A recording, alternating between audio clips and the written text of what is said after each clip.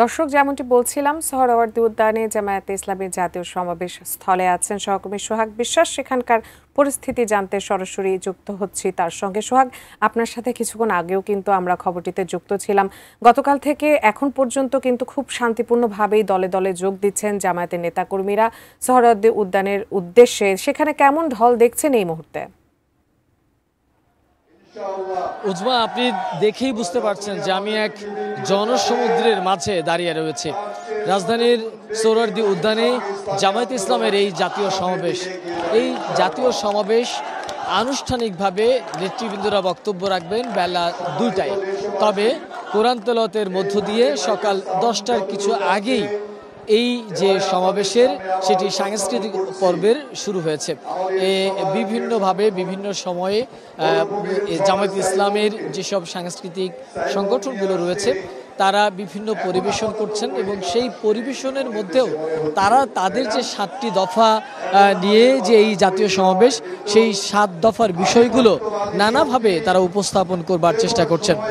বিশেষ করে বিভিন্ন নাটিকার মধ্য দিয়ে, বিভিন্ন গানের মধ্য দিয়ে তাদের এই যে দাবিগুলো সেটি তুলে ধরবার চেষ্টা করছেন।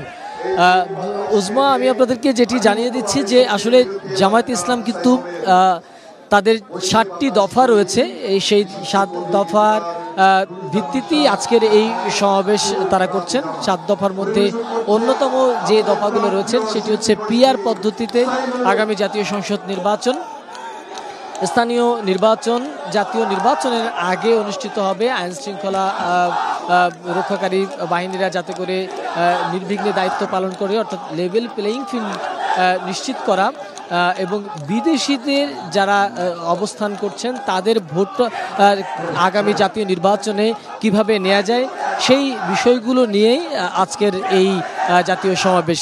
এই জাতীয় সমাবেশ থেকে তবে একটি ঘোষণা আসতে পারে, সেটি হচ্ছে জামায়াতে ইসলাম সহ ইসলামিক জোটগুলো একটি জোটের কথা বলছিলেন অনেক আগে থেকেই। বিশেষ করে 5 আগস্ট এই পট পরিবর্তনের পর থেকে তাদের এই ঘোষণাটি ছিল। জামায়াতে ইসলামের আমিরের আজকের বক্তব্যে সেই রকম নির্দেশনা আসতে পারেন এমনটাই মনে করছেন নেতাকর্মীরা।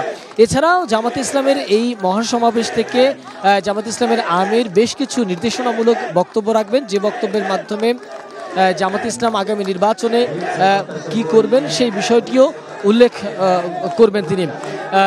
উজমা, আপনাকে একটি বিষয় জানিয়ে রাখছি যে জামায়াতে ইসলাম 5 আগস্টের পরে তাদের নিবন্ধন এবং যে তাদের প্রতীক সেটি নিয়েও কিন্তু বেশ জটিলতা ছিল, আদালতের একটা ব্যাপার ছিল, সেটি তারা কাটিয়ে উঠেছেন এবং দাঁড়িপাল্লা প্রতীক পাওয়ার পরে ঢাকায় এরকম একটি সমাবেশ, আজকের যে সমাবেশের যে স্টেজ সেই স্টেজে কিন্তু তাদের দাঁড়িপাল্লা প্রতীকটা রয়েছে। এর আগে 5 আগস্টের পরে যেসব ছোট ছোট সমাবেশগুলো হয়েছে বা ঢাকায়ও যে সমাবেশগুলো হয়েছে সেগুলো কিন্তু প্রতীক তারা ব্যবহার করতে পারেননি, কিন্তু এবারের এই জাতীয় সমাবেশে দাঁড়িপাল্লা প্রতীকটি তারা এই তাদের যে পোস্টার, বিভিন্ন ধরনের লিফলেট, স্টেজ মঞ্চ প্রস্তুত সবকিছুতে কিন্তু সেটি ব্যবহার করা হয়েছে। অর্থাৎ নেতাকর্মীরা মনে করছেন যে জামায়াতে ইসলামের আমিরের বক্তব্যে আগামী নির্বাচন নিয়ে একটি ভালো বার্তা থাকতে পারেন। আসলে এই ছিল উজমা